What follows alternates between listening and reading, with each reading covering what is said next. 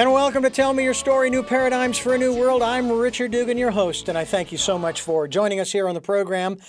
We are here today, going to jump right in. I'm not going to waste any time. I'll give you the preliminaries later.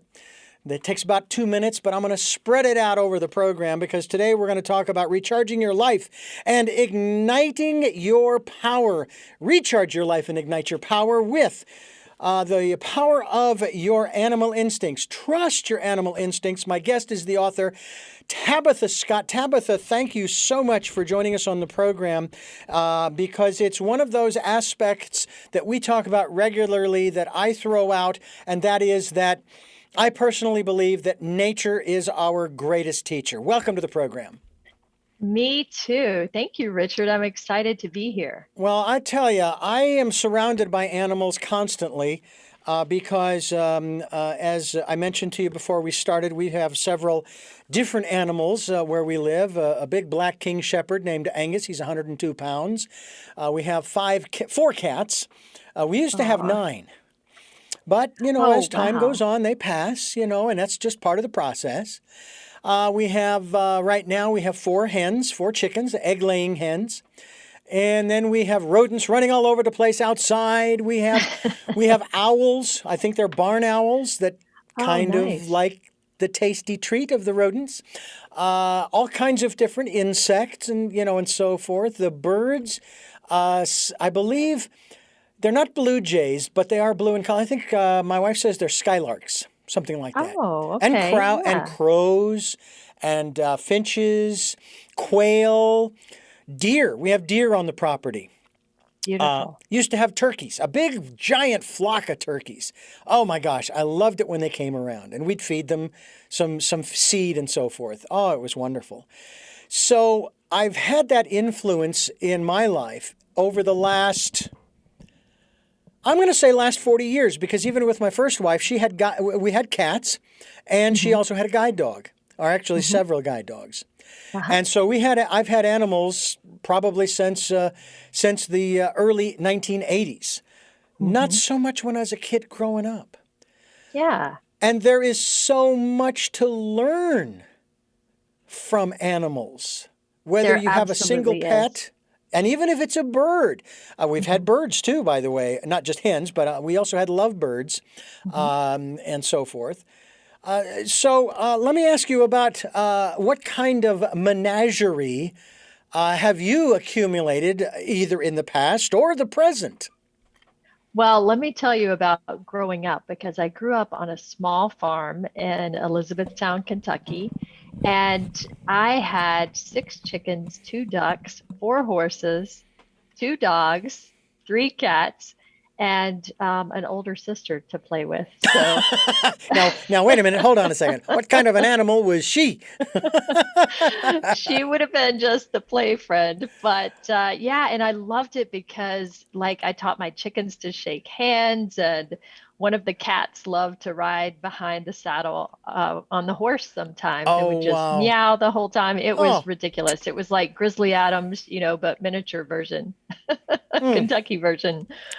So animals have always been an important part of my life. And my parents were elementary school teachers. So my mother always taught us a great respect for nature, that any creature, whether it's an insect or a snake or whatever it is, it might seem scary, but it has a really important purpose in life. And that all of the animals, there's a delicate system and they all need each other. And so I really appreciate growing up in a curious household like that, where she would bring in things like the caterpillar that hung out on milkweed plants, and they turned into monarch butterflies, and we would get to observe the process. We're talking, of course, about we're talking about recharging your life and igniting your power through trusting your animal instincts. Tabitha Scott's our guest. I'm very interested in, you have on the cover of your book an owl. First of all, is this just an artwork that you had put on there, or is this an actual photograph of what type of owl? And why was that chosen? Yeah, that owl is a great horned owl. which is also known as, in the early days, they called it the tiger owl. And it is something that the designer came up with, not knowing that the owl was my spirit animal that I mentioned in the book. I actually sent her a picture of me walking through a tunnel in the jungles of Costa Rica. And if you look closely in the owl's eye, you can see that picture of me walking through the tunnel. And I had sent her the graphics, and she didn't know what the book was about. And she said, I just felt this sense that I should use an owl. And we ended up loving it and putting the other photo in its eye to represent how our intuition is always there inside of us at all times. Oh, that's cool. I see that, and that's very cool. First of all, I want to ask you how you found out that the owl was your spirit animal. Well, it's kind of an interesting story in that any of us have answers to from nature that we can glean, but we have to tune into it over time. And don't be afraid to keep asking, because it takes a while and it takes a lot of practice. So I am a certified energy engineer on the electrical side, but also on human biofield side. I've studied ancient and modern Oh, wow. human energy healing techniques and the biofield. And because we're all made of electricity, and so are the animals, and so is the rest of nature, my theory is that that's how we can tune into animals or nature or each other, is because we all are just a series of electrical waves and is tuning in like you're tuning into the radio. And so I was just starting to learn about this phenomena of a spirit animal from people that were doing energy healing work. And many of them could actually see entities. They could see things that I cannot see, couldn't see.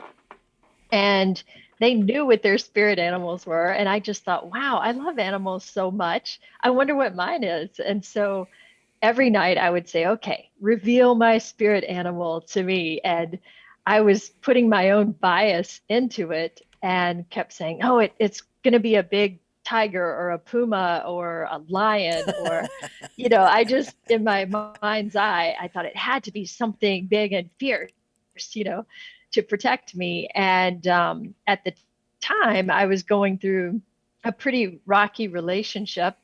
And, I was hoping, hey, if I could connect to the spirit animal, maybe that would be something cool or something positive to think about. And I would have these thoughts. And at night, I would be awakened by this owl outside my bedroom window. And I was in a subdivision outside of Nashville. It's not where owls would be. It was more a city life. And I would get up and fuss at the owl for waking me up. And then the next day I would ask, hey, could you please show me my spirit animal? And this continued for a time. And when escalations would happen in the house, the owl would just go nuts outside. And finally, the person at the time said, I don't know what you are feeding that owl, but it's obnoxious. Make it stop. And it wasn't until that moment that I realized the owl was my protector and my spirit animal. And once that relationship of 21 years ended and the person moved on out of the house, the owl never came back. I never saw him again. But it took a lot of asking and a lot of listening. And we tend to put our bias in front of those answers a lot of times. And so the book talks about a series of animals, beginning with snakes, that were answers to my questions to the universe. And over time, I got much more in resonance with those signals and messages from the animal kingdom, and they came much faster. Well, I think that's one of the things that I want to talk about as well on this program, and that has to do with trusting the universe to answer the questions without expectation as to how it's supposed to appear. I know that It's hard. It is hard. It is very hard. I've been told, but I don't know this for certain, that my spirit animal is a bear, but again, that's what I was told. As I said, I'm not sure that that's necessarily true. How do we find out what our spirit animal is? Just You ask. you ask and you keep asking until it occurs to you. You will know. You will know either um, a, a epiphany where it's just suddenly clear. Sometimes people see words, sometimes they hear words, sometimes they see visualizations of things. Or for me, it's getting goosebumps. When I get goosebumps, I know, oh, this is it. I'm on the right track right now. Mm-hmm.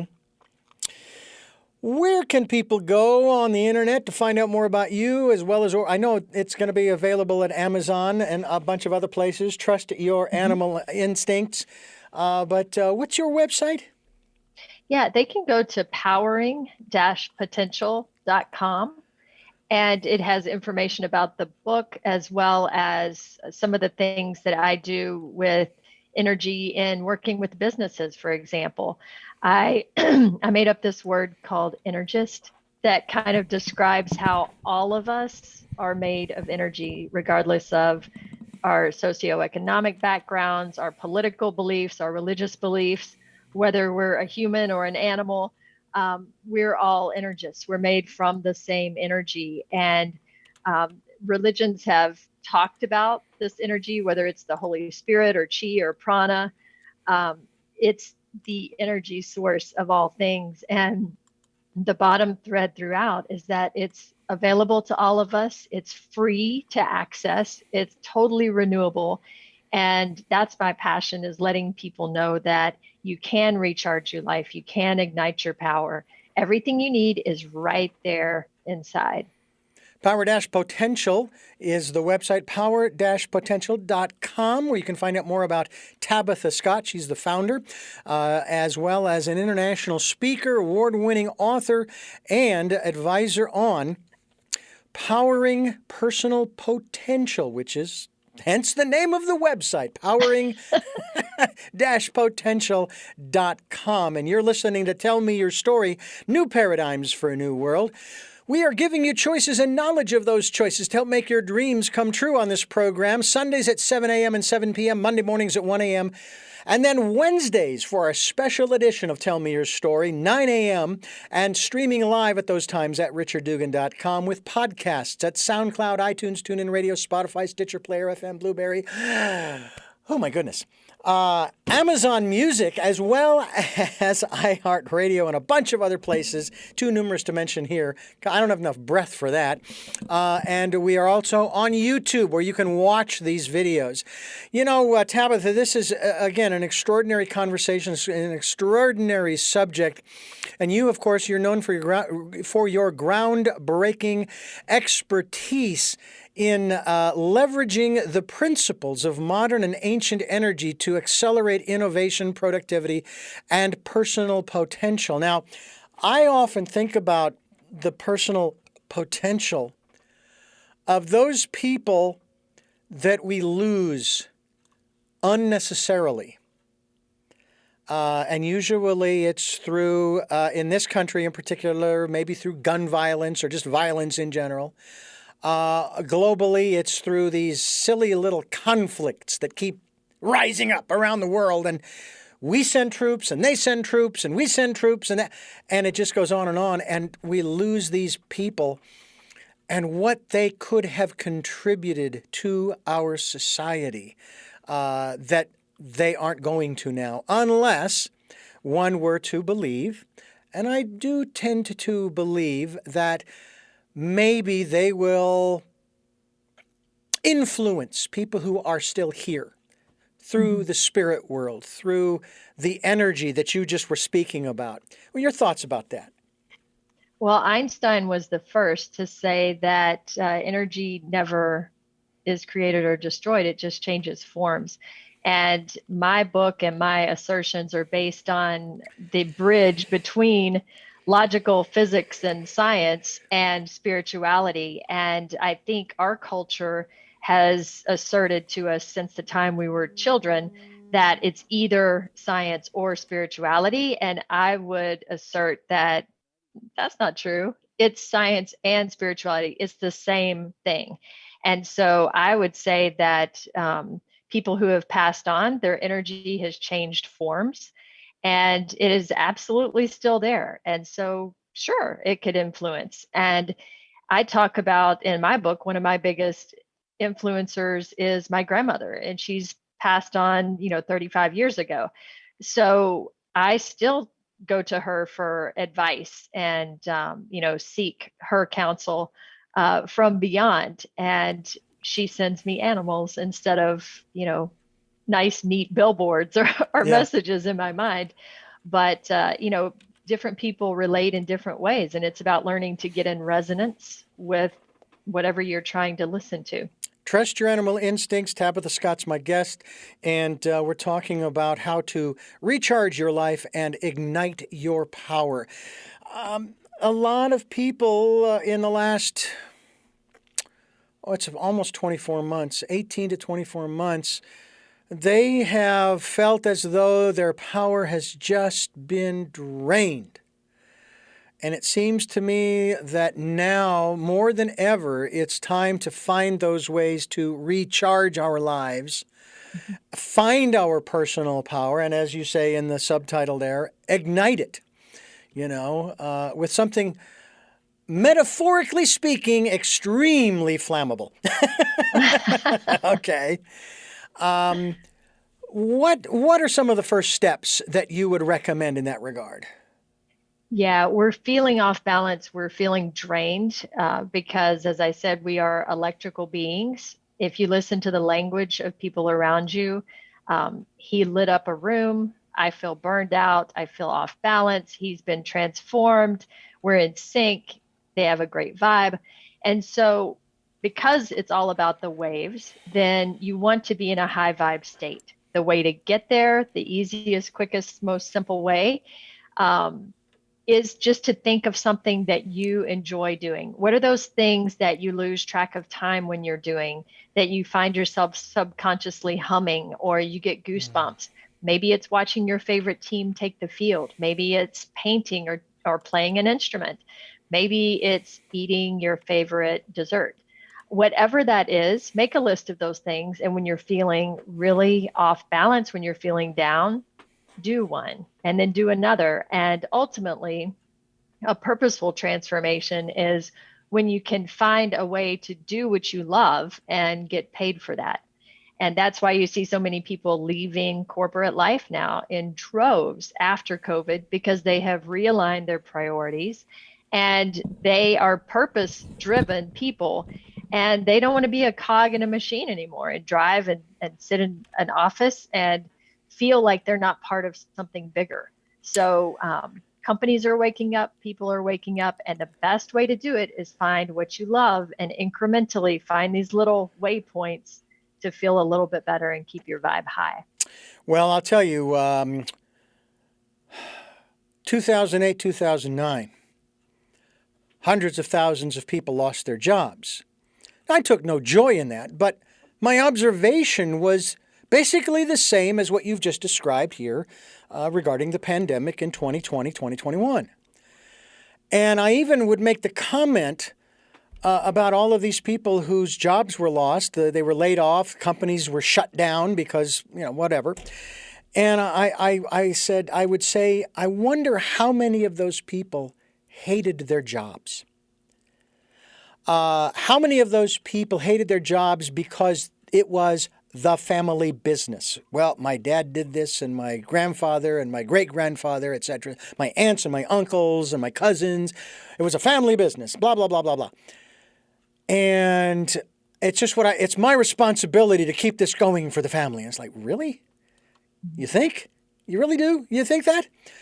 I got some of the greatest advice from my father, who said, Richard, find a job that you love doing because you're going to do it. You'll be doing it for a long time.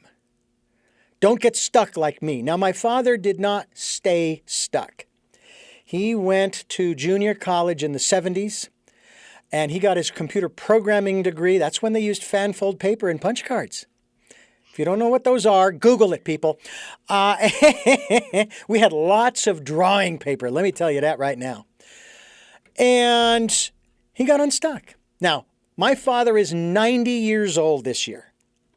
Amazing. We've got great longevity on both sides of the family. My mother, 87 this September of 2021. And they're doing great.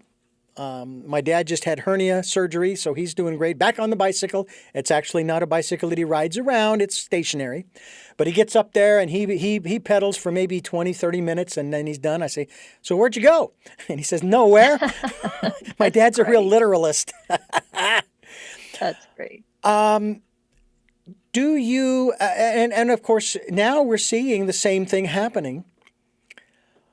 And back in 2009-10, we saw an explosion of entrepreneurial businesses.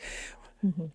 When the pandemic was called and we did something different, we shut things down, I couldn't believe it. I'm going, fantastic. We're no longer living in a world of insanity, doing the same thing over and over again, expecting a different result.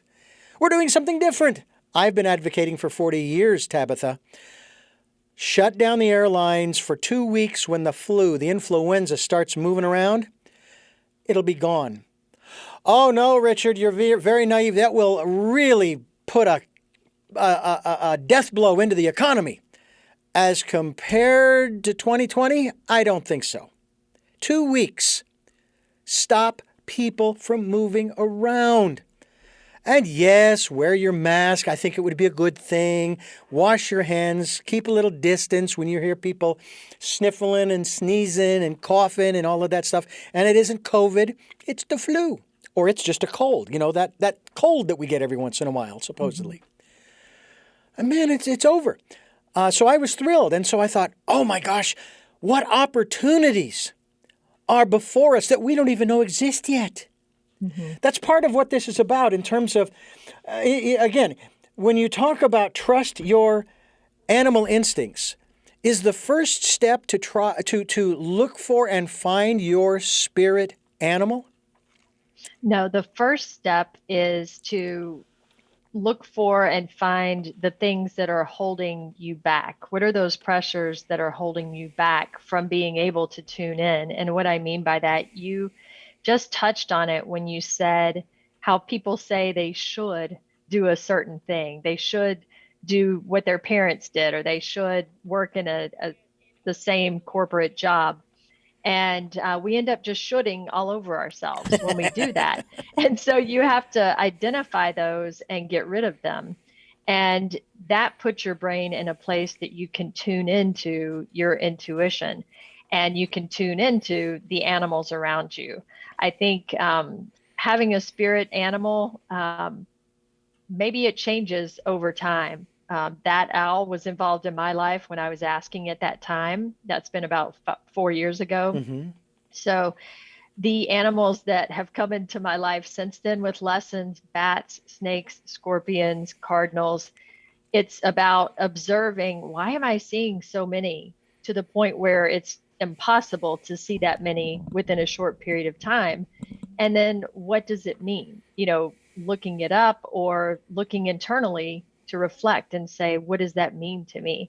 So until you get the pressures and the burnout identified and learn how to protect yourself energetically from that, you can't tune in. And then tuning in, you know, is about paying attention to the right things. If you're watching the 24/7 news streams that are, you know, doom and gloom, mm-hmm. then expect to feel doom and gloom, because whatever you tune into, that's what you become. And some other folks, when you're talking about psychology, they talk about the law of attraction, mm-hmm. that, you know, like will attract like and you manifest it. But in physics and energy, what I talk about is ontology instead of psychology. Ontology is, how are you being? How are you actually acting versus what are you thinking? And the differences in energy, like does not attract. If you take two magnets with a positive charge, you can't push them together. You know, that's how high-speed trains work, and it keeps it above the rails. So in energy terms, you're in sync, you're in resonance with something else. And so it's the same phenomenon, just a different way of describing it. And so tuning in, like a radio station, if you're tuning into positive things and the things that you love and the things that make your heart happy, you're going to be a happier, high vibe person. That's just the laws of physics. If you're tuning in to the negativity, oh my gosh, ain't it awful, then of course you're going to be a Yeah. lower vibe person. And So be careful what you surround yourself with. exactly. And that's hard to get across to some people because well, I need to stay on top of what's going on in the world. And I sit there going, I know enough of history to know of man's inhumanity to man. I know it's out there. I can feel it. I don't need to see it every night at 5 or 5:30 or 6 or 10 or 11 o'clock at night, or every hour on the radio, or picking up a newspaper and reading about. I don't need to do that. I know it's out there.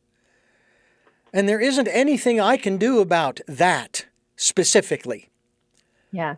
All I can do is what I can do for myself and my community, immediate and in general, spiraling outward.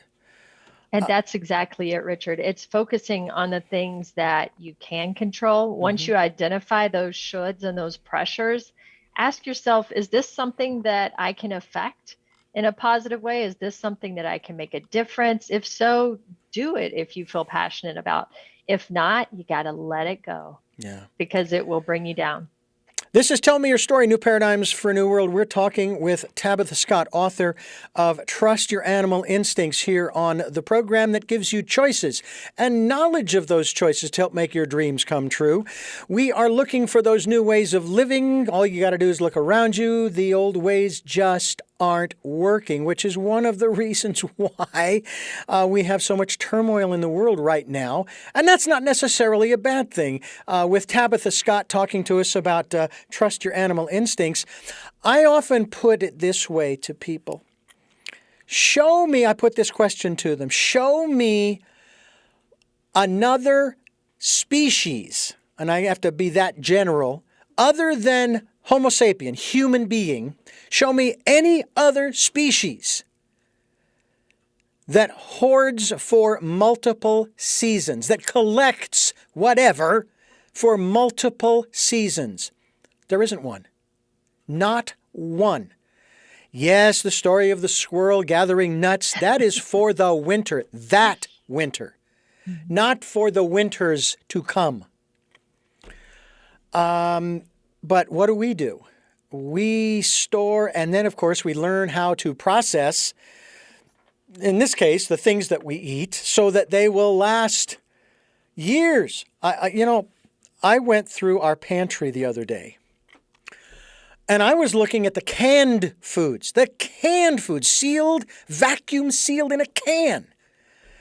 I didn't even think that they would have what they did have, and that is a best if used by. There was stuff under there going back to 2006, 2007, 2010, 2012. Wow. Do you know what I did? What did you do? I threw them out. Because there's no guarantee that that's going to be any good. Right.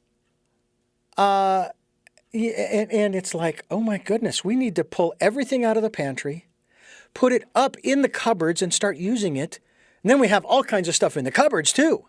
I mean, it's just unbelievable, let alone in the refrigerator. And that stuff goes even faster. But that is also true with all kinds of other, I'll call them commodities, if you will, or resources, if you will.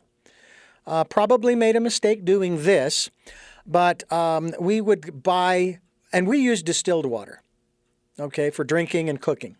And we give it to our animals as well. We were told by our vet that distilled water is better because it reduces the minerals that are in their body, and for cats in particular, prevents kidney stones, as we like to call them. They're crystal things that are really painful, especially for the cat, male cat in particular. I would take those empty bottles and I'd fill them with the well water that we would get from the tap, which is what we get. We get well water, which has all kinds of minerals in it. It's healthy, it's good, but again, it's coming from the ground and it has lots of minerals in it. And I would store, and I think at one point I had 100 or more 1-gallon plastic containers under the house. Wow. Yeah. I don't have any clue as to how healthy it would be to drink any of that year after, if it sits under there year after year after year. I'm not even sure what to do with it. It's probably about what container it's in. If it's in plastic, it could take on some of the plastics. But there you are. I am storing away 100 gallons of water for what? I'm probably going to end up pouring it out on the ground to water the grass or shrubs and trees, which it'll be fine for. So when you take a look at nature, when you take a look at animals and you get in touch with your spirit animal, is there I probably don't know the answer to this question, but I'm going to ask it anyway. Is there a particular definition or set of attributes, that's a better word, set of attributes associated or attributed to, in this case, your spirit animal, the owl, or is it something that each one of us has to or needs to connect with to figure out what those attributes are for us as an individual? I mean, are there some general attributes that apply to everyone and then more specific ones for each individual? How's that work? I think when it comes to the animal kingdom, it's all about the individual and how you relate and what you're in resonance with. And some people, for example, they might tune into people that are like them. Why do we think we have so much trouble with diversity in the business place, right? Because we tune into people that are like us, is what tends to happen sometimes. Or maybe you tend into the person that is the loudest and the most outrageous. And that's why you watch certain news shows or, TV stations or follow certain politicians. And so focusing on what you tune into with your animals is going to be different as well. You might enjoy, the nice cat that will lie in your lap, or you might want, you might love to go on safari and love wild animals, birds, or, different things. And so it really depends what resonates with you. And each person is totally different. Some people don't want to be close to animals and others want them around all the time. And so it's finding your tolerance and preference. And, even if you don't like them, maybe observing their habits, how are they working together?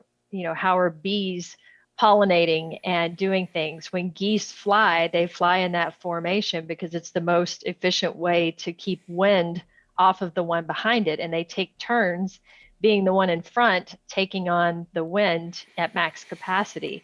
So everyone gets a turn, everyone shares, and everyone's looking out for everyone else. And what are those cues from nature that we can learn to be kinder to each other? Yeah. I think of even wolf packs, and they have a hierarchy, the alpha and so forth, all the way down to what you might call the runt, the last one in line, so to speak. The last one in line pretty much for everything, including to eat. But that changes from time to time because the alpha gets old and it gets weaker and, there are challenges and all those kinds of things. But that is for the self-preservation of the pack that things like that happen. That is not I don't think that the beta, let's just say, male who challenges the alpha male and potentially wins is doing it out of a sense of wanting power and control like humans do. Yeah. It's about... Humans are the only animal that are mean for sport, Yeah. Maybe a cat, a domestic cat, but, Yeah. Humans are very different in that way from the rest of nature. It's sad. One of the other aspects, too, as we continue here talking with Tabitha Scott about trust your animal instincts, we encourage you to recharge your life and ignite your power with the work that she is doing, and especially by virtue of going to her website, which is powering-potential.com, where you can find out more. And you can also pick up a copy of her book at amazon.com and a bunch of other locations. We hope that you will do just that as we continue here, here on Tell Me Your Story. New paradigms for a new world. We're giving you choices and knowledge of those choices to help make your dreams come true as we talk with Tabitha Scott about this whole aspect of animals and our spirit animal, totem animal. Same thing or something different? Totems are signs that we receive. So I would call, when I was asking about a spirit animal, the owl came up, kept coming to my window. Totems are just signs. So asking, should I quit my job, and then seeing snakes over a period of time and eventually figuring out it meant shed your skin. They get rid of their skin so they can grow into their potential. They literally are held back as long as they hold on to it. It also gets full of parasites sometimes, and they have to shed it to keep from getting sick, which is what happens when you get too burnt out or too stressed out. You have to let go of that. And so totems are answers or signs that you would get. Okay. All right. So we've differentiated there. I've often thought, too, especially when it comes to domesticated animals and dogs specifically, but cats, I suppose, you get same category as well. When you are trying to train an animal to, as we phrase it, to behave, okay, to do what we want it to do. One of the things that I learned early on was that that is not what you should be doing. Yes, you can train a dog, and we've trained Angus. Actually, it was another German Shepherd who actually trained him. I think it had to have been by osmosis because they never spent enough time together. He did not care for other dogs. And yet he learned from this other shepherd to sit and then lie down for his cookie. And he didn't do that before this shepherd came along. So I don't know if it was something telepathic that she transmitted to him. But the one lesson that I learned was not to try to keep him from misbehaving, from doing that which I didn't want him to do. It was to understand why he was doing what it was that maybe upset me or was concerning me as to his behavior. And do you think that that people, that's the problem, is that they're trying to get the animal to conform to their rules rather than trying to understand where the animal is coming from? And that's sort of what the animal's trying to tell them through this behavior. Yeah, I think that's a very interesting point, Richard. And it's fun. The company that I work for in my day job, Southern Growth Studio, does deep insights anthropology work with customers, but also they've done it with pets. And one of the insights was around pets that misbehave.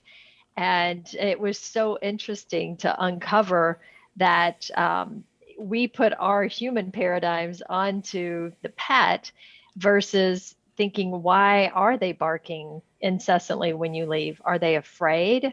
Are they bored? And, until you unpack why is that behavior happening, you can't really fix it. You're just trying to shut it down, which doesn't solve anything. So treating them as you would another human being and understanding, why are they behaving that way? And then what can I do to incentivize them otherwise? Animals are very much in resonance with us more than we are with them. That's why pets are very differently reacting around different types of people. And they can tell if you're afraid of them, they pick up on those vibes. I have a son who's a glass blowing artist, Ethan Crawford, and he can pick up birds. Deer will walk up to him because he's in such harmony with nature. And the glass he blows, it's for coral restoration. So everything that he does, he donates back to coral restoration. And so it's, once you're in resonance with an animal, they can really tell. Wow. We have a local master glass, I like to call him a glass craftsman, who's been doing it for, I think, close to 30 years. Wow. And he's originally from Mexico, and a great friend. Beautiful work that he does. I'm going to just give him a quick plug Santa Barbara Art Glass. Great studio over on the east side of Santa Barbara. Beautiful work that he does. And I have had the opportunity to actually blow some glass and make a few things, and it's actually a lot of fun. But boy, it's a lot of work to do the kinds of things that a master glass blower can do. And I'm sure that you're pretty amazed sometimes at the work that comes out. It would be really fun to, and I actually think Ethan has looked into your friend's place because he actually teaches, I think, the Yes. man you're referring to. Yes, I'll Ethan has looked into that. Yeah. He does a live series and has, 350,000 followers on TikTok and would love to tour. So, hey, maybe he'll come to Santa Barbara and highlight your friend. Come on down. It's not my forte. I want to be doing this. I don't want to be blowing glass, especially because I don't want to burn my hands, burn my fingers. It can happen, but he's very careful. He's very good. He's very astute. And his two sons are involved in the art. Not so much one of them is doing the glass blowing, but the other one is doing other things in the whole art realm. And it's incredible. But we're talking here with Tabitha Scott, author of Trust Your Animal Instincts. We encourage you to recharge your life and ignite your power by going to powering-potential.com as we continue here on Tell Me Your Story. New paradigms for a new world, giving you choices and knowledge of those choices to help make your dreams come true. Sundays at 7 a.m. and 7 p.m., Monday mornings at 1 a.m., and our special edition on Wednesdays at 9 a.m., streaming live at those times at richarddugan.com. We also encourage you, and we are going to talk about this as well, we encourage you folks to spend time during the decade of perfect vision, the 2020s, going within and listening to that still small voice. Talk to us about how important one's intuition is when trusting your animal instincts. Well, people like Oprah Winfrey and Elon Musk, Branson, they attribute their success to listening to their intuition. So it's pretty important. And if you're looking introspectively, one of the biggest challenges about hearing your intuition is people will ask a question, ask. And so all of their energy is tied up in the asking when we have to put it out there and then release. That's the hardest part, especially for type A control freaks like me. That's great in business, but it stinks with listening to your intuition. And so you have to put it out there and allow it, listen, just allow, and don't listen too hard, just allow, and it will come. And what I tell people is to get to that state. Not everybody is a yogi that can sit cross-legged and meditate and tap in that way. For me, if I go for a long hike first, or when I get physically tired, my mind will slow down enough to start to hear more of those cues. But watching your body for signs like goosebumps or subconscious humming in your happy, freeze at that moment and say, what am I doing right now? If you see an unusual animal, maybe it's a fox or something that you don't see day to day, and you see it more than once, where is it? What are you doing? What are you thinking about at the time? And so it's treating life like a little puzzle that you're curious about versus, I need all the answers right this minute. And it will be more fun and it will come to you faster. Yeah. I want patience and I want it now. I used to pray for that. And then I had a son, and then I prayed for it even more. And I had another son, so I quit asking. So you stopped praying because you'd reached your quota. I just prayed about something else. I see. Okay. There you go. Changed the focus. It's interesting about this aspect of animals, spirit animals and so forth.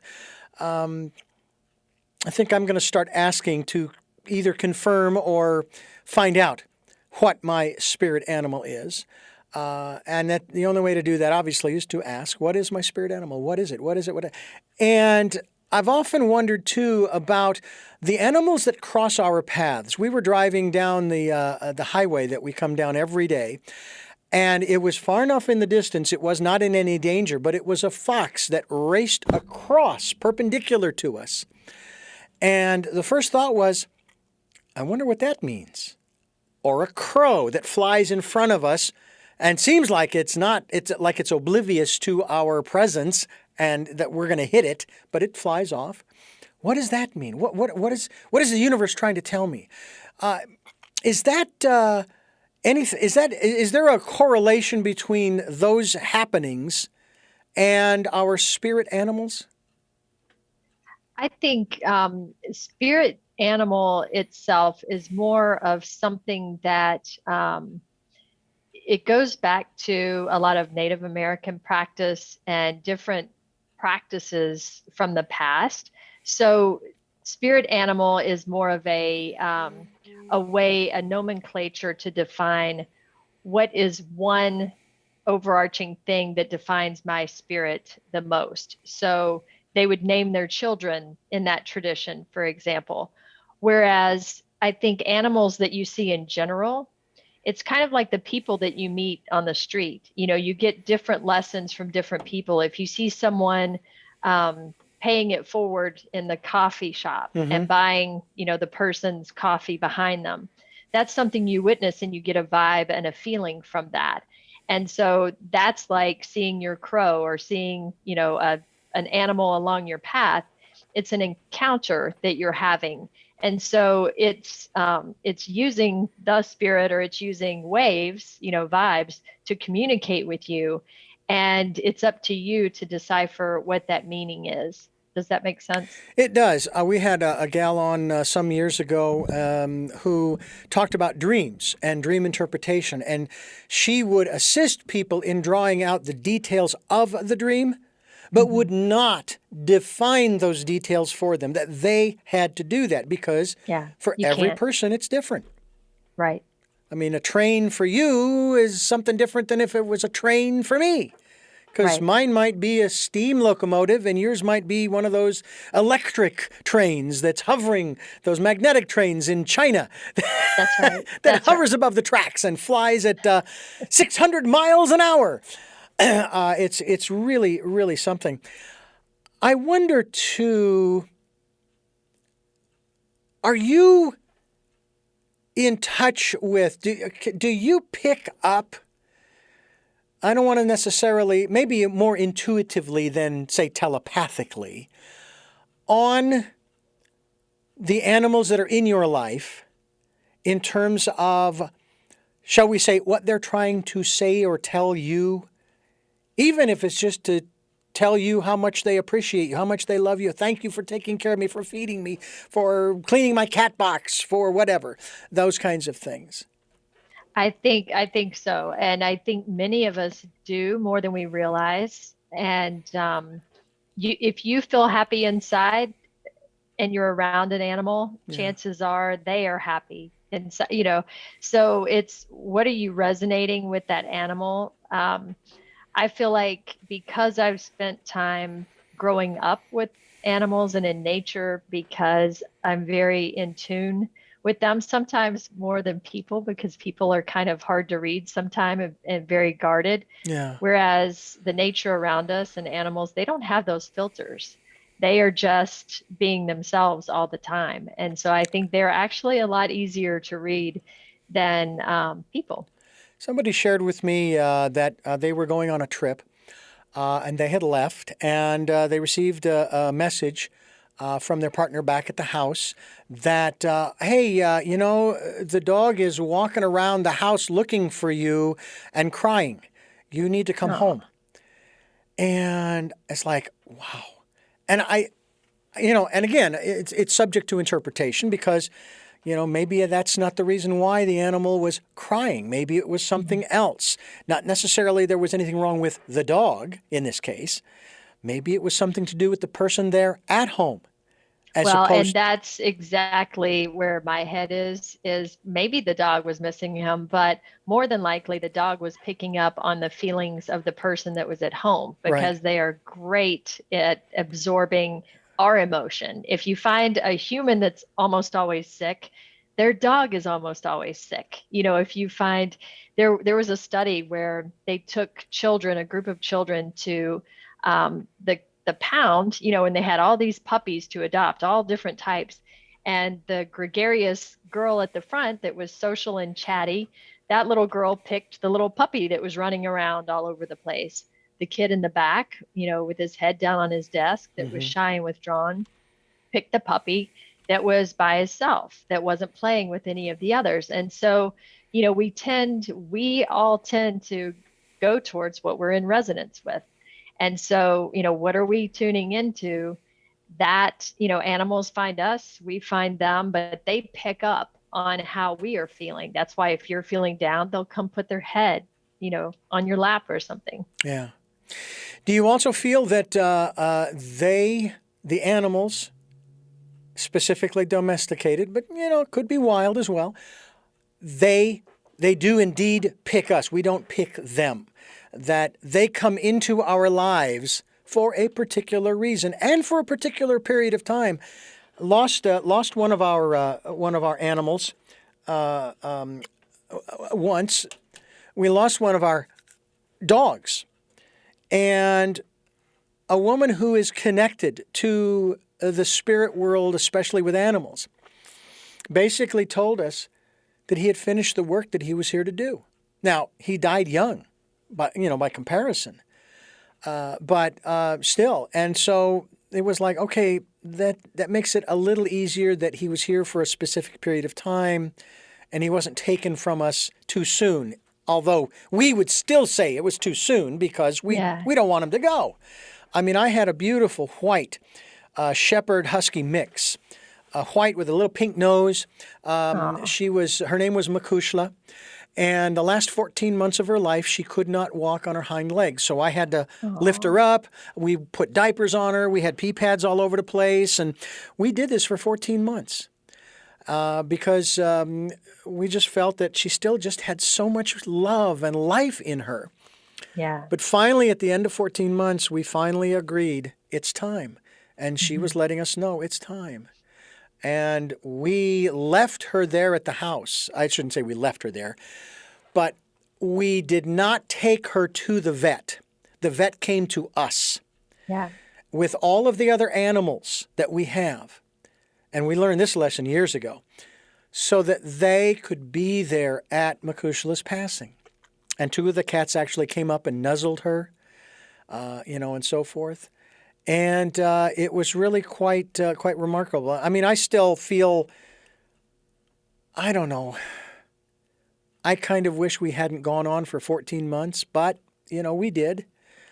And the same person who shared with us the information from the spirit world of the other animals shared with me about Makushla after her passing and saying, I'm free of that body. And I will be with you over your right shoulder, I think it was, watching over you and helping you along the way.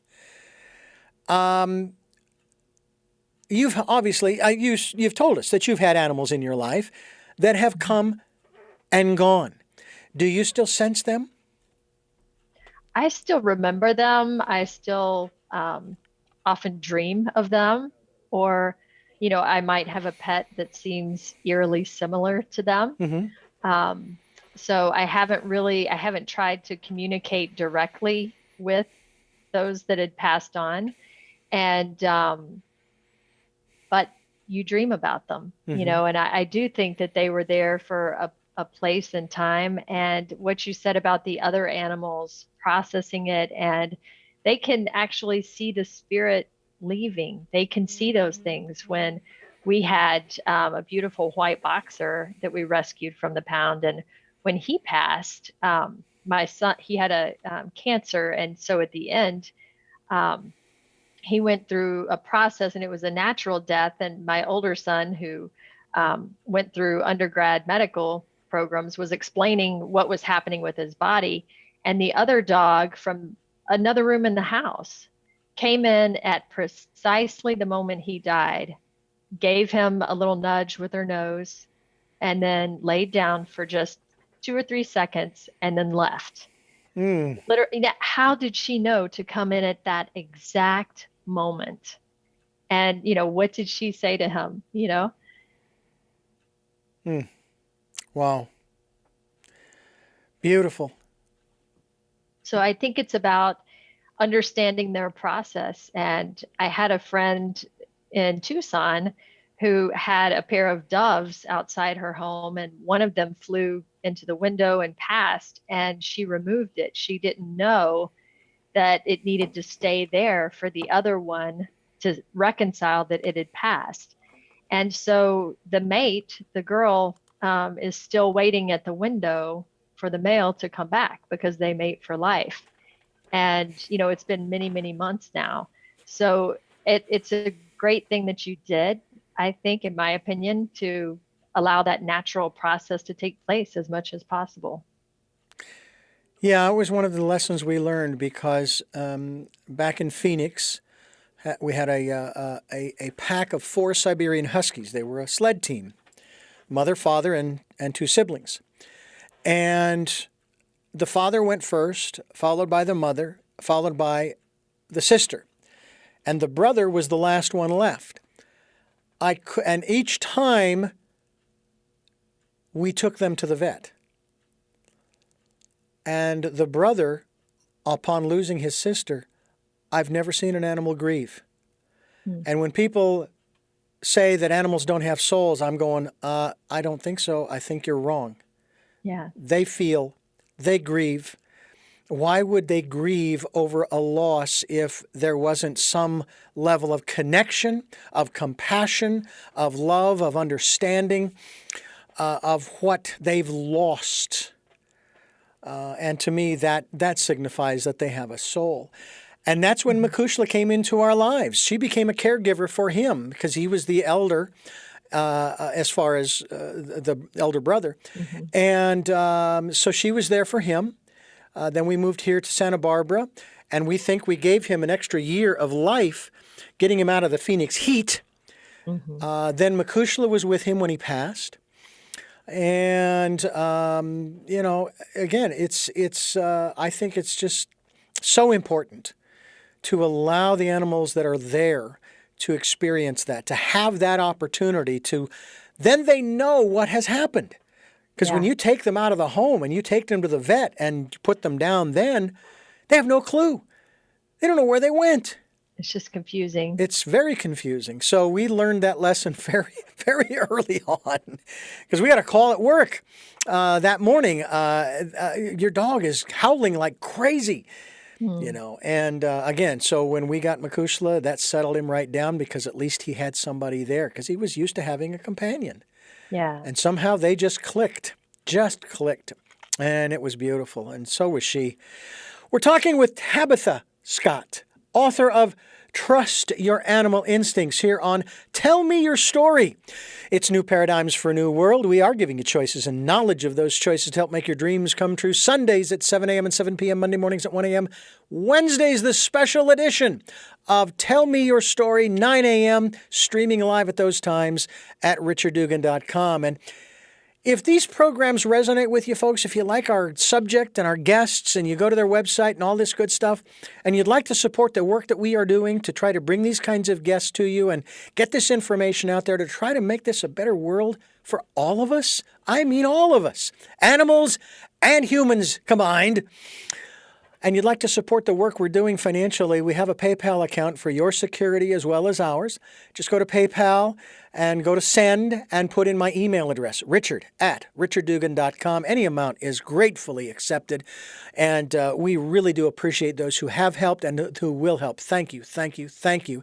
And again, participate in the Decade of Perfect Vision.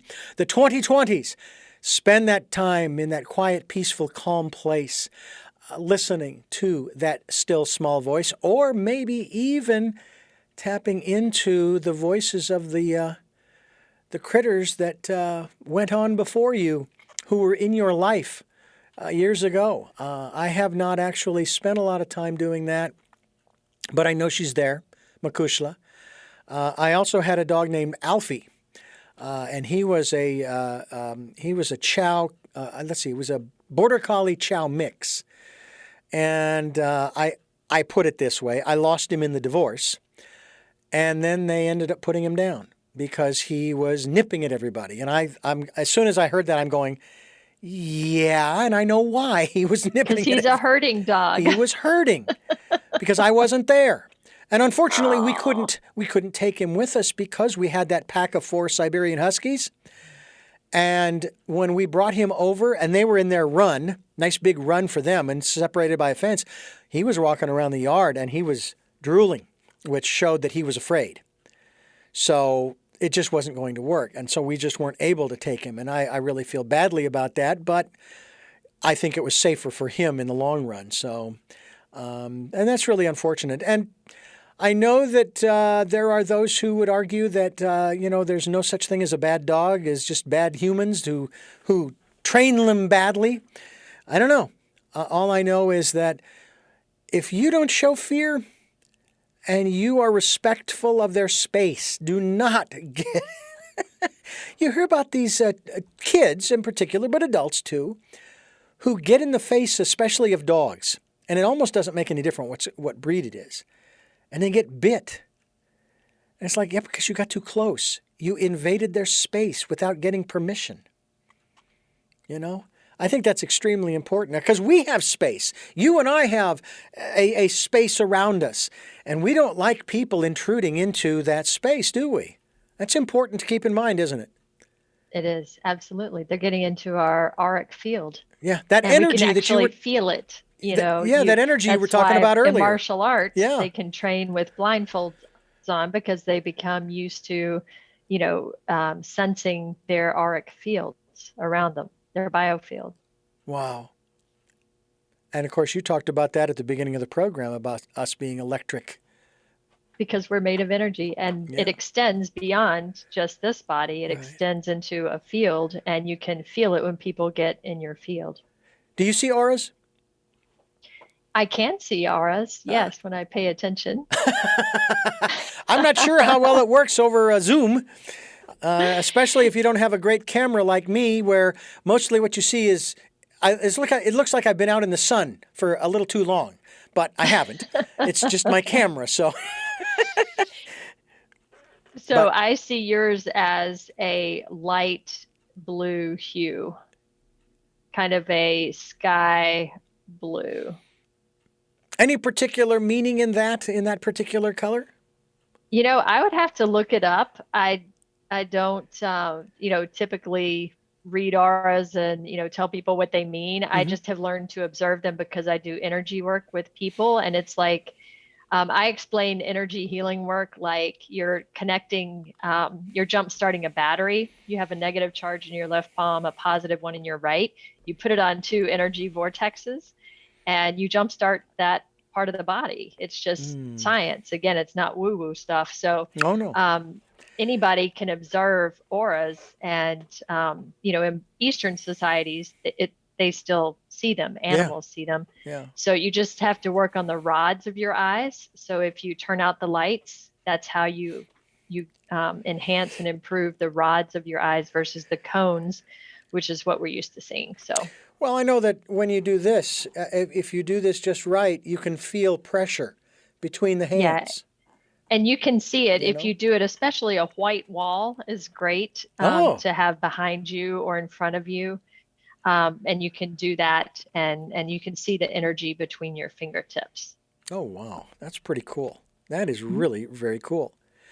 This is Tell Me Your Story. I'm Richard Dugan. Tabitha Scott is my guest. Trust your animal instincts.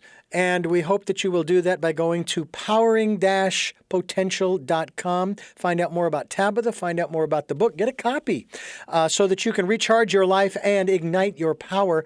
Tabitha, I want to thank you for giving us so much time here on the program to share this whole insight into our spirit animals as well as dealing with our physical animals in our homes, but also out in nature as well. And I would highly recommend, folks, you go into Yosemite, for example, stay away from the bears. Leave them alone. Golly. If you must take a picture, get a telephoto lens, okay? Take it from a distance because there are people who are mauled and or killed, but also who are cited and fined huge amounts for getting too close to the bears in particular. So just be respectful. That's what I say. I have 3 final questions that I want to ask you, but I thank you so much for giving us so much time today. No problem, Richard. Before I do, let me remind our listeners of the times that we're on. 7 a.m. and 7 p.m. on Sunday, 1 a.m. Monday, 9 a.m. Wednesday, streaming live at richarddugan.com, on SoundCloud, iTunes, TuneIn Radio, iHeartRadio, Spotify, Stitcher, Player FM, Amazon, as well as on YouTube, where you can watch these videos on the channel. Richard Dugan, Tell Me Your Story. Look for the guy with the hat. Can't miss me. And we hope that you will do just that and also support the work that we're doing financially through PayPal.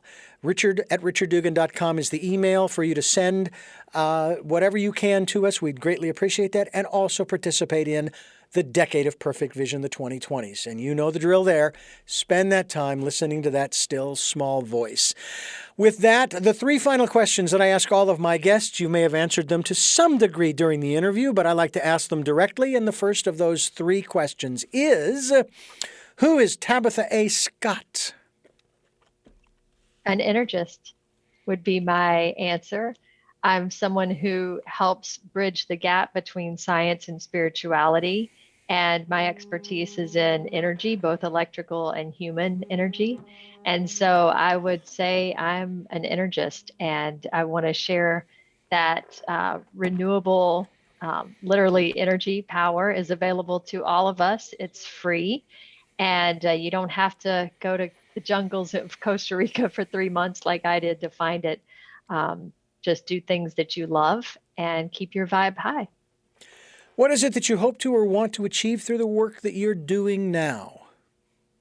I want to let people know that energy is the basis of all things, and therefore we have far more in common than we do differences. And so whether you're left or right or black or white or Baptist or Buddhist, it doesn't matter.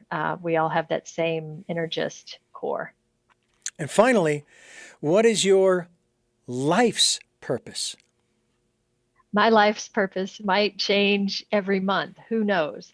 But so far, I think it has been to do things that I'm passionate about. And whether that was doing the world's largest solar community or, accelerating the adoption of renewable energy, now it is helping people understand that we're all made of energy. And so we have the capacity to recharge, to help each other, and to spread love.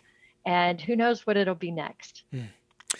Powering-potential.com is the website. We will be linked to your website so people can go there while they're listening to or even watching the interview.